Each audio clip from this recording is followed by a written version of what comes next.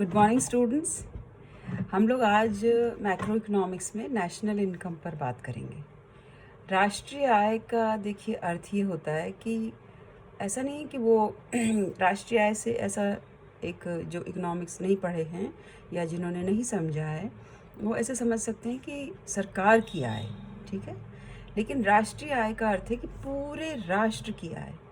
पूरे राष्ट्र से मतलब आपके पिताजी की आय, मेरी आय, माली की आय, राष्ट्रपति की आय, प्रधानमंत्री की आय, अंबानी की आय, सबकी, एवरीवन्स इनकम, है ना। वो इसमें जोड़ दी जाती है। हर किसी की इनकम को जोड़ करके जो पूरे देश की आय आती है उसको हम राष्ट्रीय आय कहते हैं, ठीक है।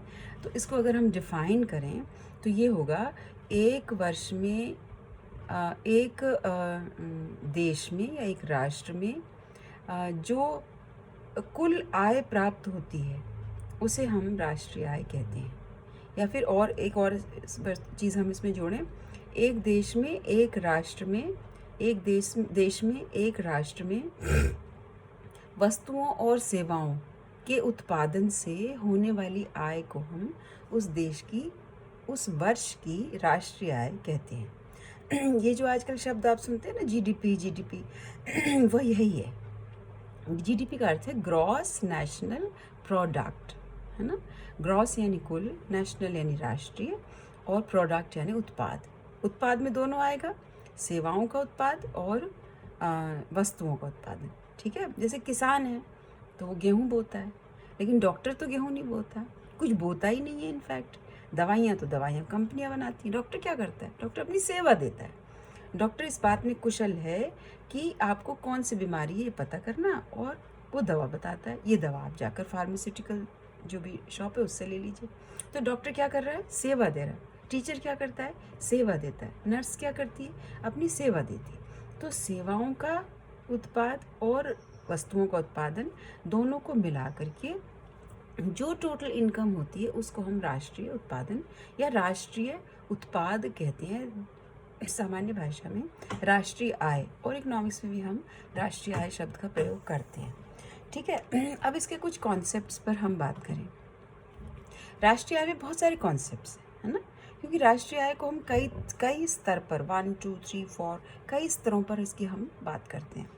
एक तो है, इसमें हम बात करेंगे फैक्टर इनकम, साधन आय, ठीक है। देखिए उत्पादन के 5 साधन हैं: भूमि, पूंजी, श्रम, साहस और संगठन, है ना। पांचों को भूमि के बदले आय मिलती है, श्रम को श्रम के बदले, श्रम में हम मानसिक और शारीरिक दोनों लेते हैं, श्रम को श्रम के बदले, पूंजी के बदले ब्याज मिलता है, इस प्रकार से। तो इन सब को जो आय प्राप्त होती है वो कहलाती है फैक्टर इनकम, ठीक है। इसी प्रकार से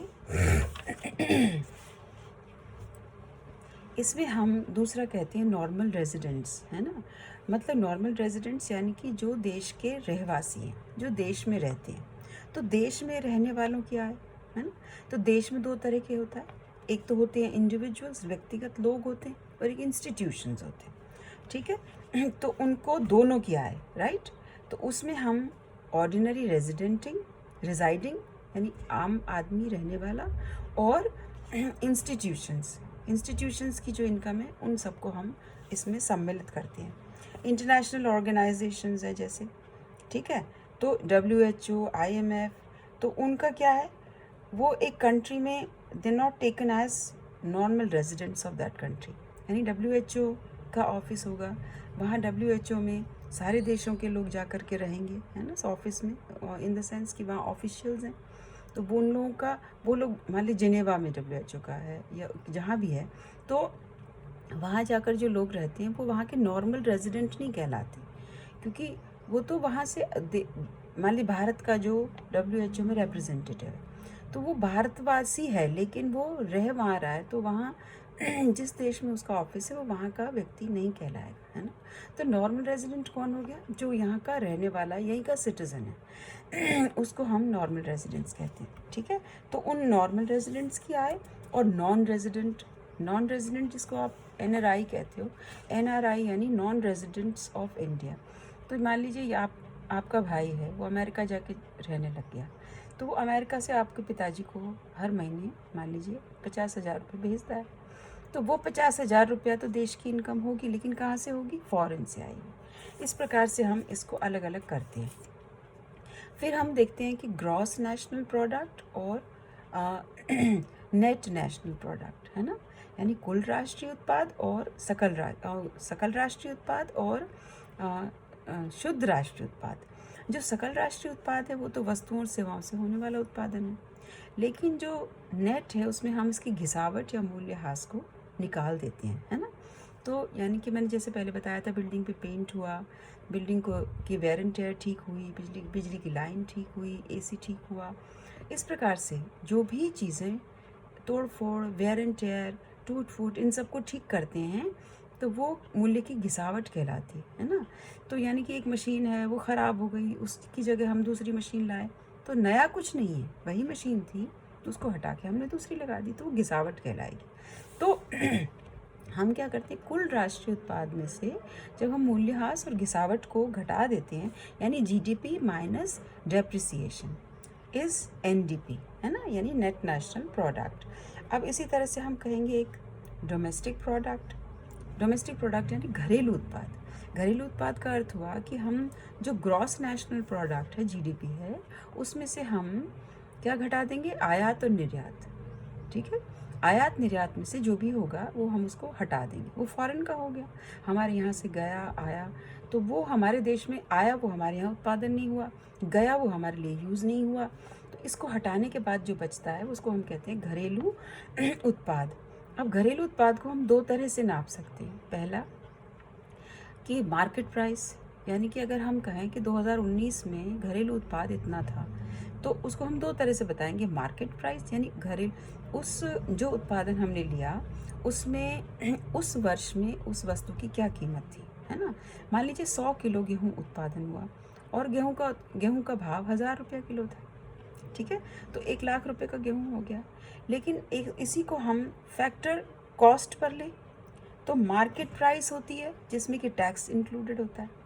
बाज़ार में जाके हम किसी चीज़ को बेचते हैं, तो आप टूथपेस्ट लाए, टूथपेस्ट आपका मान लीजिए 10 रुपये का है और 2 रुपया उस पर टैक्स है, तो 2 रुपया किसके पास गया? सरकार के पास गया। जो उत्पादन जिन्होंने टूथपेस्ट बनाया उनके पास तो 10 रुपया गया, 2 रुपया गया नहीं। तो वो फैक्टर, एक तो मार्केट प्राइस होती है और एक फैक्टर कॉस्ट होती है, ठीक है। तो 12 रुपया अगर उसकी मार्केट प्राइस है, लेकिन फैक्टर्स को यानी उत्पादन के साधनों को कितना मिले? 10 रुपया। तो 10 रुपया इनकम कहलाएगी domestic national product at factor cost, और उसमें अगर टैक्स जुड़ गया जो कि सरकार के पास जाता है तो वो कहलाएगी domestic product at market price, है ना। जैसे अभी पेट्रोल है, पेट्रोल की कीमत वैसे 30-32 रुपया है, लेकिन अगर वो 85 रुपया मिल रहा है तो वो बाकी रुपया सारा सरकार के पास जा रहा है, समझे आप। जो 30-32 रुपया उसकी टोटल कॉस्ट ही उसकी 30-32 रुपया है, चाहे फॉरेन से आ रहा है चाहे हमारे यहाँ उत्पादन हो रहा है। लेकिन जब बाकी इतना भारी उस पर टैक्स सरकार ने लगाया हुआ है कि वो सारी पैसा बाकी सरकार के पास जा रहा है, तो ये कहलाएगा domestic product at market price. और यानी कि जो हमारा डोमेस्टिक प्रोडक्ट है एट मार्केट प्राइस, उसमें अगर हम इनडायरेक्ट टैक्सेस को घटा देते हैं तो जो बचता है, और क्या हम जोड़ देंगे उसमें? सब्सिडीज़ जोड़ देंगे, ठीक है। सब्सिडी क्या होती है? सब्सिडी वो वित्तीय मदद है जिसको कि वापस नहीं लौटाना होता। एक तो होता है ऋण, ऋण भी मदद है लेकिन उसे हमें वापस देना होता है ब्याज सहित, और एक होती है मदद जिसे वापस नहीं देना, जैसे फर्टिलाइज़र पर सब्सिडी है। मान लीजिए 100 रुपये का फर्टिलाइज़र है और किसान को हमने लगा किसान नहीं खरीद सकता, तो 50 रुपया सरकार देगी, 50 रुपया किसान देगा, तो 50 रुपये की सब्सिडी हो गई, ठीक है। लेकिन वो फैक्टर कॉस्ट पे तो गई, 100 रुपये जो फर्टिलाइज़र का उत्पादन जिस फैक्ट्री ने किया उसको तो मिल गया। तो ये कहलाए, इसमें क्या होगा? हम क्या करेंगे? Domestic product at market price minus indirect tax plus subsidies, ये कहलाएगी domestic product at factor cost. बाकी हम और कॉन्सेप्ट्स काफ़ी इसके हैं, हम कल करेंगे, और अभी आप इन सबको देख लीजिए अच्छे से, ठीक है। Thank you.